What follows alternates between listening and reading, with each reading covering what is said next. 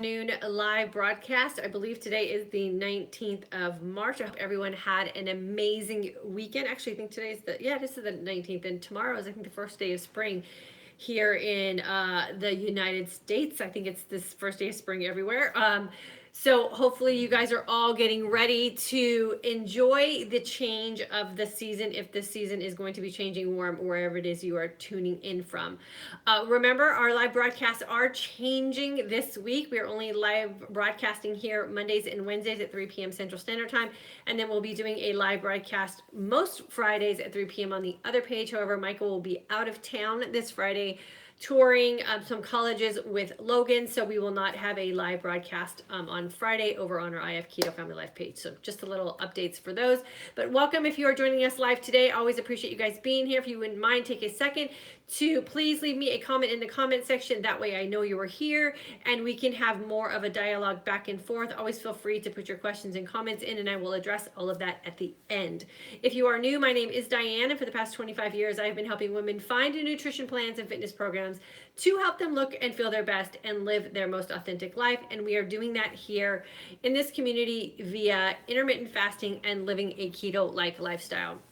So today we are going to talk about intermittent fasting and our circadian rhythm, and why it is we become temporarily insomniac like when we start intermittent fasting. And I know a lot of women complain about this. When we start intermittent fasting, we have the inability to fall asleep, or maybe don't have the length of sleep that we're used to. And for some, that's a change, and for others, it's kind of normal because, again, a lot of women in our community are intermittent fasting because they're trying to balance out their hormones. All of this, believe it or not, is hormone related. Remember, we have so many hormones in our body, and every time we do something or put something in our body, there is a potential, or there is, in fact, a hormone reaction. The potential could be either negative or positive, depending on how our particular body is going to respond to whatever chemical reaction we are initiating, and how our hormones are going to respond to that. So, like I said, lots of people in general, but mostly because we're dealing with this community here, it's women that are here are having problems with their sleep patterns when they start intermittent fasting. When we start intermittent fasting, we're creating a stress in our body, and that stress causes hormones to respond and react. Some of that can be positive, some of that can be negative. Again, it all just depends where every individual woman's body is at the time they start incorporating something like intermittent fasting. One of the reasons that we have that inability to sleep well, or maybe wake up in the middle of the night or have restless nights of sleeping, is because we are turning our bodies from sugar burners to fat burners. And when we are utilizing fat as a source of energy, or we are utilizing our fat more efficiently in our 24-hour period, so our circadian rhythm time frame, then what happens is we have this new abundance or new fuel to use to energize our bodies. That releases a hormone that's related to our neuropeptides. We all know, or if you're in our course, we talk a lot about balancing out our hunger hormones the very first week of our course. Neuropeptide is one of those hunger hormones that we are trying to balance out so that we can manage being in a fasted state and manage the state of hungry. So this neuropeptide also releases a hormone that is what I call the appetite expectancy hormone. It's also called, or the official name is orexin. I believe I'm pronouncing that correctly. And I always use the analogy of having a pet, or maybe even feeding a baby on demand. So if you've ever had a dog before and you've fed your dog at the same time, for a majority of their life, your dog or your pet knows when it's, let's say, 5 o'clock. That's the time that they eat. Now, we know that our animals don't have the ability to tell time, yet their body has the ability to tell them, or their body systems, what time it is when it's time to eat. And so that's what we call our appetite expectancy hormone. That's when a hormone is released to let us know that we need to start turning up our appetite because it's time for us to eat. This is the same sort of circadian rhythm or biological mechanisms that our body have when it comes to sleep patterns. When we have that system of sleepness and the sleepness of awakeness, and it's all based on our 24-hour time period. We get sleepy generally at the same time. For a lot of people, they can wake up in the morning without having to use an alarm clock. Their body just knows when it's time to wake up. A lot of this is from training or just hormonal balance and your body being in a rhythm, the circadian rhythm. Well, when we introduce intermittent fasting, we jumble that up a little bit. And just like our hormones, all these rhythms and all these clocks are interconnected in our body system. So when we throw one off, the other one responds. Hence why it's difficult for us to fall asleep or get a good night's sleep when we start incorporating something like intermittent fasting. Remember, we're shifting all of our hormones. Now, this is a good shift because what we're hoping to do is get them back into balance if we've been suffering from some imbalances. So this difficulty of sleeping really does only last for a few days for most people. It could last longer, again, depending on how long or how far out your personal hormones are out of balance. But the good news is it does come back into balance and we can eventually get ourselves back into sleeping well. So time and consistency is that thing that I always stress here in this community, or if you're one of the members of our courses, that with time and consistency, things will eventually balance out. You just have to get through those rough patches and those uncomfortable days until you get to that point where you are sleeping like a baby. So I'm going to go over my notes here just to make sure I don't miss anything that I wanted to talk about specifically about hormones here today. So one of the reasons why, we have that appetite expectancy hormone that gets kind of thrown out of balance when we push back a feasting period or we drastically change how we're feeding our body. And just like our body clocks with sleep patterns, we also have those same type of clocks with our feeding pattern. And again, we have that appetite expectancy hormone, which signals off when we're expecting to eat. So if you've been eating 6 times a day, every couple of hours for the majority of your life, like most of us have been, and then you suddenly go 16, 18, 20 hours without putting any food in your body, that's going to cause an upset in your body. And we have what are called peripheral oscillators. And these are connected to the organs in our body. And when things are thrown out of balance, these things just get out of whack. What we need to do is get them back into talking to each other and working in a system, or we want them to be oscillating in the same type of pattern so that everything eventually gets into a balanced state.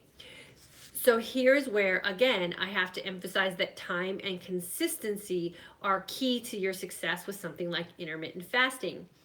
If you're sort of, and for lack of a better term, half-assing your intermittent fasting and you sort of fast one day and then maybe you don't fast at all the next, or maybe you only fast on Fridays, then what's going to happen is your body's going to constantly be in this state of upset because it's never going to know when it's going to get fed, and it's never going to know when there's going to be long periods of time where it's going to go without food. So your body's not going to have its own natural or innate ability to balance out those hormones because it's a huge guessing game for your circadian rhythm. Your body doesn't know if things are going to come or go, or if you're going to be fed or not fed. And the same thing happens to people who have,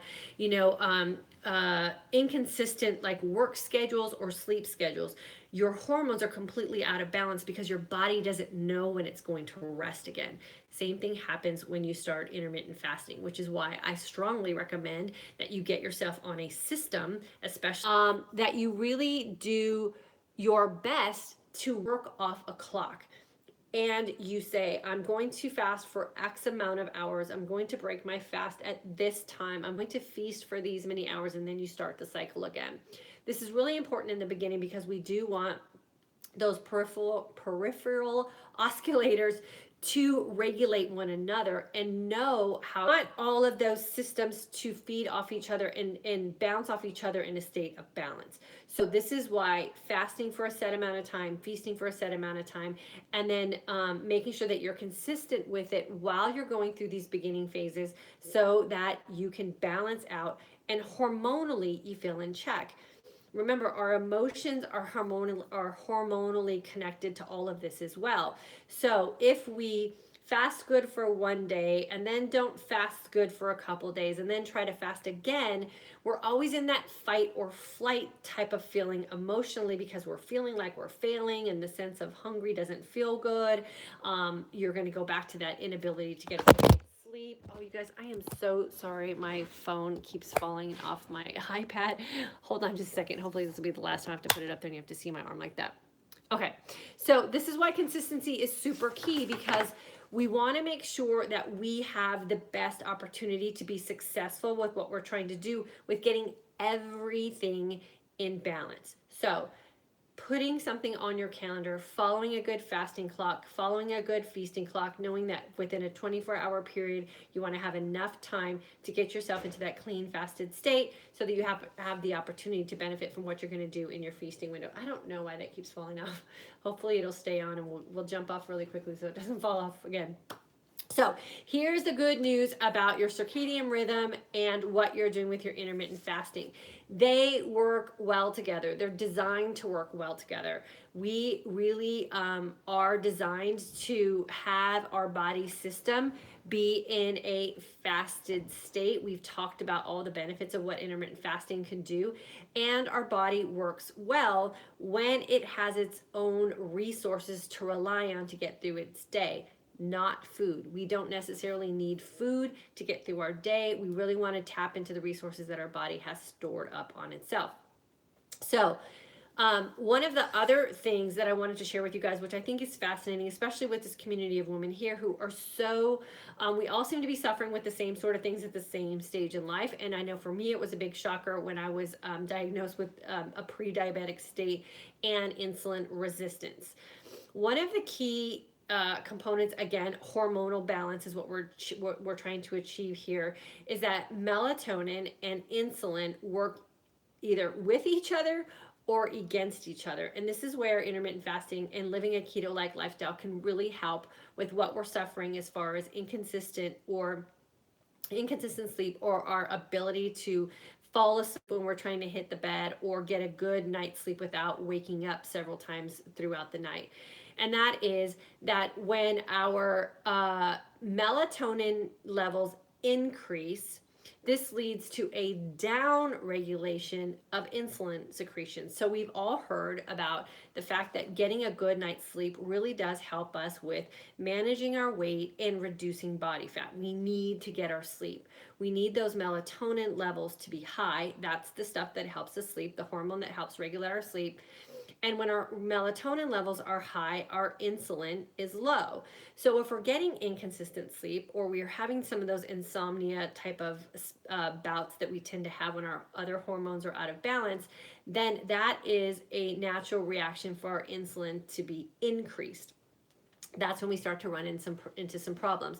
I know that's probably was a big cause of what I was going through as well, because all of my hormones were so out of whack that of course I wasn't getting good sleep at night, which means my melatonin was low, because that's what's naturally going to help me sleep, and my insulin levels were totally out of whack. Some of it was nutritional, some of it was other hormones being out of whack, and obviously it was some stuff that was going on with my lack of quality of sleep.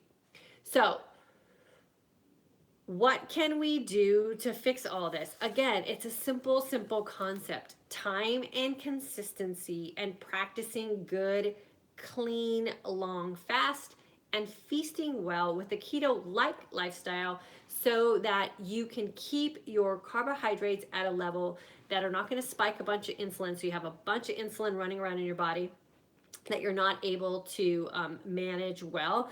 Then you have all this stored glycogen, and if you can't burn that off, then you have the insulin levels are going to be higher, your melatonin levels are going to be lower. Then it has this snowball effect of hormones being out of control.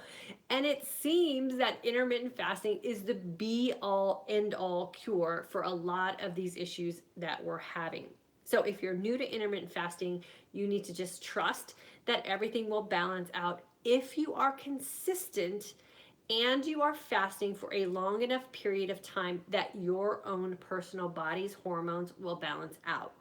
When I was first starting, the best thing that I did for myself was really slow down in all other aspects of my life. I cut out exercising. I cut out anything in my life that was stressful. I cut out anything that was just a non necessity for my life.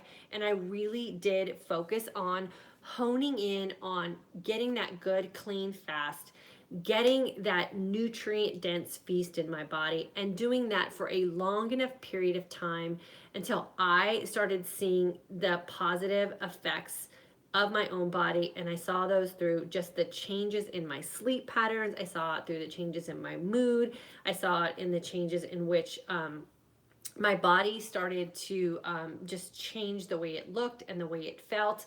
And it was just a period of time of experimenting until I got to the right windows. For most women, we are finding that that 20-hour fast and that 4-hour feast is the sweet spot to really balance out all of our hormones so that other aspects of our life can also improve. And I know for a lot of us, it's improved in areas we would have never imagined. Um, Now, does that mean that you have to fast for 20 hours and can only feast for 4 hours for the rest of your life? For some women, probably. But I know for myself, and I just posted about this today, I'm back into exercising again because I do feel like I'm a healed woman. And I really love and have missed what I used to do as far as exercise goes. And so I have to now alter my fasting and my feasting window to accommodate the extra caloric burn that I'm taking in on a day, and to make sure that I'm fueling my body so that I don't injure myself or burn out or any of those kind of things. And so there will be times when you can actually fluctuate your fasting and your feasting window depending on what your lifestyle is and how it's changing. But in the initial stages, I always recommend, while you're healing your body, that you do try to get yourself to that 20 hours of a solid, clean fast with consistent nutrient dense feasting that is being followed by a keto like lifestyle, meaning higher fats, moderate to low protein, and very conscious carbohydrates that are nutrient dense. And then what you'll see over time with your consistency is that everything will start to balance out.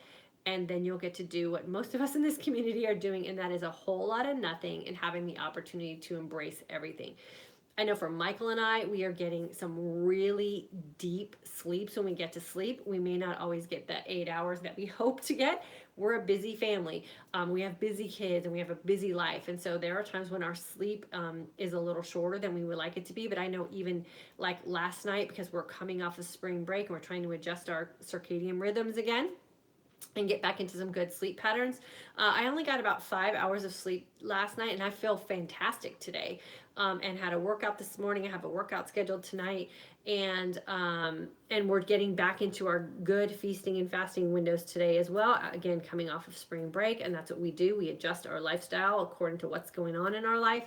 And within a couple of days, I'm sure we'll be back to normal. But even off 5 hours of sleep, we slept so soundly and we woke up rested and ready for our day today. So I can promise you that the sleeping pattern does balance out, but you really have to concentrate on all the hormones in your body and make sure that if you're going to intermittent fast, that you commit to something that is going to give you the opportunity to balance out your body's hormones so your systems can start to regulate and then help they regulate off of each other, which is the most beautiful thing.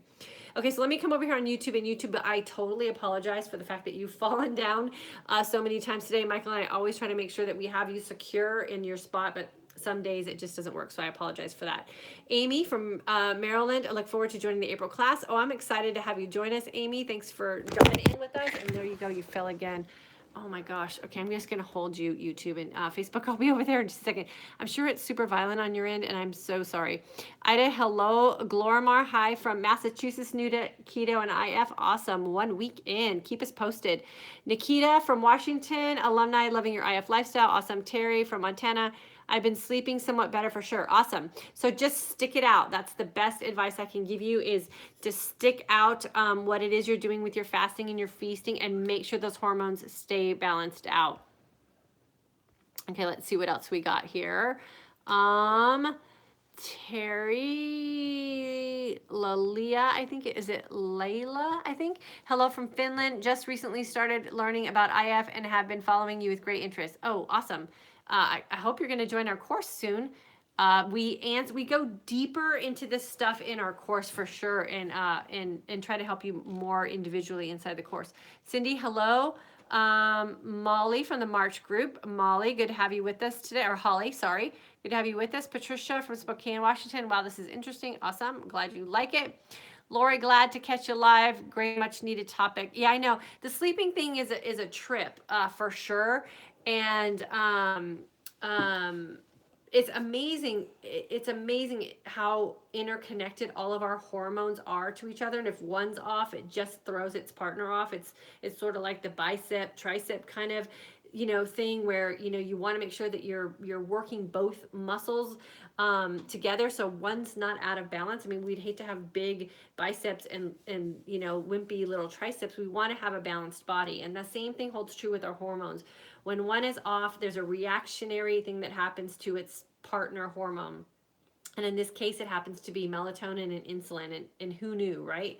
So making sure that those insulin levels are in control will really help us increase those melatonin levels, and that's going to help us sleep naturally. This is again why when we have that glass of wine at night, or that bowl of ice cream at night, or that sweet treat at night, we have trouble sleeping. Remember, all of those sweets are causing our insulin to be reactive, and that's going to cause a surge in insulin in our body, and then it's going to cause a plummet of melatonin, and that totally explains why we have insomnia when we're drinking that wine at the end of the night, or we are having that treat or that bowl of ice cream or whatever it is that we're doing. We are not able to sleep. Now it makes sense. Your insulin's up, your melatonin's going to drop down.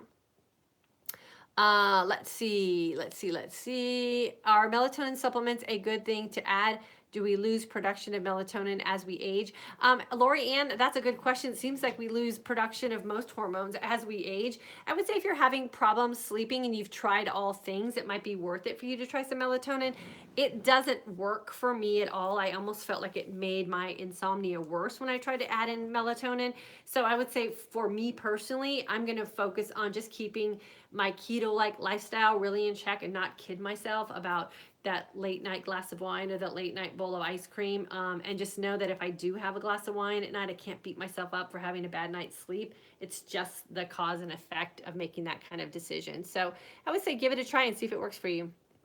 Diane, I do listen to my body. If I am very, very hungry in the AM, I just go ahead and eat. There you go, girlfriend. That's the way to do it. Abyss, when is your next class? It starts April 7th, and the link should be in the comment section. Kim from Carlsbad, welcome.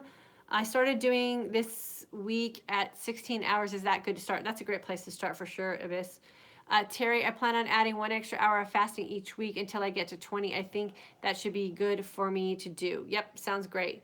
Chamomile tea help? I don't know. I would say, chamomile tea can tend to be on the sweeter side of teas. So I don't know if that's going to be that thing that's going to cause you to have that insulin response. Remember, sweet flavors also cause us, can you hold it right there? Mm-hmm. Sweet flavors also cause us to have an insulin reaction. So I would say if you're having some insomnia problems, I would stay away from all sweet flavored things to end your night for sure.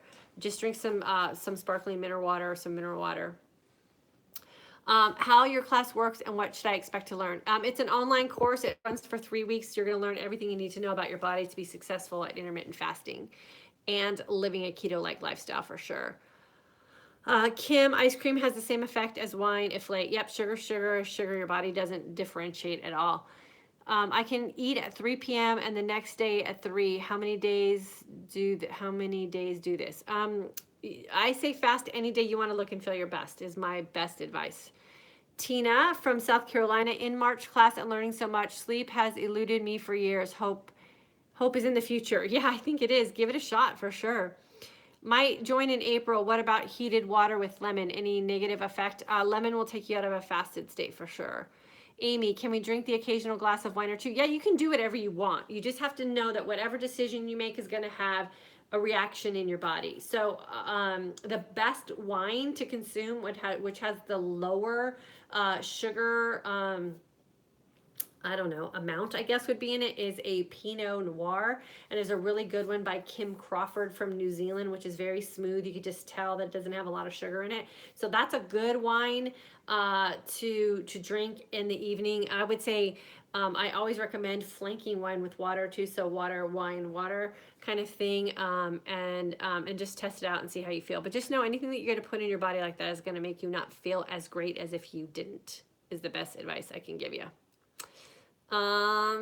In the March course, I've been consistent with 20-hour fast, but then sometimes eating for 5 or 6 hours. So then the next day, the 20-hour fast is shifted a bit. Yeah, you're gonna have days like that. It's okay. It's not perfect science. Fast just once a week or 2 times. If you go back to the beginning of this, I said you want to be as consistent as you can so you can balance out your hormones. If you're fasting every other day, then your hormones are going to be like this because it's not going to know when you're going to get it, feed it its next meal. So consistency is key in the beginning for sure. For sure. Malbec, I think, is low sugar. I doubt if Malbec is a low sugar wine. It's a really heavy red. You can just tell by the color. I would research it, but I'm going to say I doubt it. So let me know if you find out something different. Nikita, could you add the wine to your list of favorite things? Yeah, I don't think they sell it on Amazon. That's where that's all the stuff I find on Amazon. I looked at it in like a wine.com kind of thing, and the shipping on it was more expensive than the wine. So it's just Kim Crawford Pinot Noir from New Zealand is the best thing I could tell you. Just maybe look at some of your local stores. And it seems like everyone's able to find it. So I think it's a pretty mainstream one. Joy, welcome. Thanks for jumping on. Julie, hello. Tammy, hello. Katrina, it's been weeks since I've been on one of your lives. Oh, welcome back, Katrina. Thanks for jumping on. Amber, hello. Sharon, I registered for the April course. Thanks for the special spring discount. Oh, Sharon, you're so welcome. Thanks for taking advantage of it. We love to offer discounts for you guys to be able to save a little to jump in. Diane, hello. Rachel, hello. Linda, hello. Christina from Minnesota, March course member, learning so much. Awesome. Nancy, welcome. Jillian, February, March course. When I did IF, I did not sleep well at all. Now I sleep as well as I did before fasting. Also seem to have balanced out my hormones and have started losing weight again after a plateau. Yeah, Jillian, it's so true. Everything's connected. There's a cause and effect for everything that we do. So super excited that you're starting to reap some of those benefits. And then Facebook, if you add me in the comments, remember you'll be put on our weekly email list. And then my YouTube people, if you want to get on my recipe list, jump on over to Facebook and you can like the page over there as well. And then that way you'll be on our email list for recipes and stuff like that too, and tips and tricks. Anna Marie from Portland, looking forward to the April course. I'm super excited to have you. Tammy, I've started oversleeping. Yeah, that's the scary part of sleeping well. You have to... There's days where I have to set the alarm and I wake up and it's like I'm waking up out of a dead sleep even after sleeping like 7 or 8 hours. And then there's other mornings that I just pop out of bed before the alarm comes off. But all in all, I think every night the biggest benefit that Michael and I have been seeing is that we get really rested sleep, which is really nice. I've had problems sleeping for the first week but slept great last week. I'm doing mainly 24. Yeah, that's the way to go, girlfriend, for sure. Jana, love this topic. Awesome. February and March group, I've been doing 24 most days. I exercise first thing in the morning and then don't eat until 5 p.m. Is that okay? Yeah, I say if your body can handle that, that's great. We have a lot of things going on in our life right now. We're going back to our clean fasting. We kind of took a week off from that because of our spring break. And I'm exercising really intensely this week. So I was ravenous at about, what was it, like 1:15, Michael? I was like, I have to eat. And I'm kind of like off today too, because I'm feeling like my blood sugar is really off, because I'm just like everybody else. When I go back to fasting by the book, or by the way I teach it, I guess I should say, after coming off of being really lax about it, my first couple days are tough too. I have major hormone balances to get back into check. So I'm right there with you guys. The one thing about when you incorporate this as your lifestyle and you get some muscle behind it and you really get confident with what you're doing, it's really emotionally and mentally easy to jump back in when you've been out, because you already know what you're going to get on the other side of a couple of uncomfortable days. So I know by Wednesday I'm going to be totally fine again. So you have to just excuse me and all the like aloof things that I seem to be saying until I get to Wednesday for sure. Janet, thoughts on swerve and weigh low sweeteners? Sweeteners will take you out of a fasted state for sure.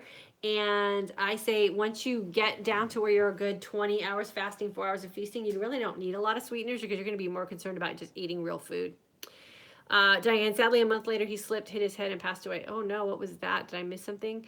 Diane, crazy story. Years ago, Dr. Atkins on my flight, we chatted about his diet. He actually said, harder for women, ketosis due to hormones. Yeah, probably. I don't, but you'd have to define harder. I mean, what are you comparing that to? Harder than men? I think anything we do in the nutritional weight loss arena is harder than men. Um, but all you have to do is just get things balanced out, and then before you know it, you're taking advantage of being in ketosis. So, Kitty Cat, I got potassium magnesium tablets to help my sleep and reduce night sweats. Do I take these during a fasted or non-fasted state? I fast 20 hours a day. I would say the best thing to do would probably take them before you go to bed. That way they're in your system so you can get a good night's sleep. Could you add the wine? Okay, I already did that one. Okay, cool. Okay, so I apologize for the shakiness of the camera falling down. I totally hate when that happens. We have the best system we can get up to be able to do live broadcasts.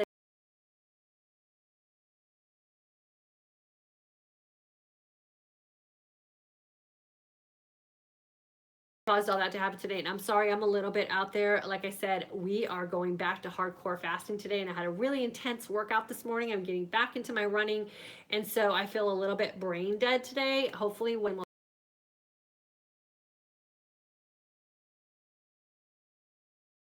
self, where I really feel my absolute best. So I go through the same things you guys go through when I jump off and I jump back in. So you're not alone, and that's why I totally understand when you guys are struggling as well, and appreciate what it is that you go through to get to the other side. So thank you so much for jumping in with me today. We will be back here Wednesday at 3 p.m. Central Standard Time. If you have a specific subject you would like me to talk about, please definitely reach out to me. Let me know, or you can leave it in the comment section, whether you're watching this live or on the rebroadcast.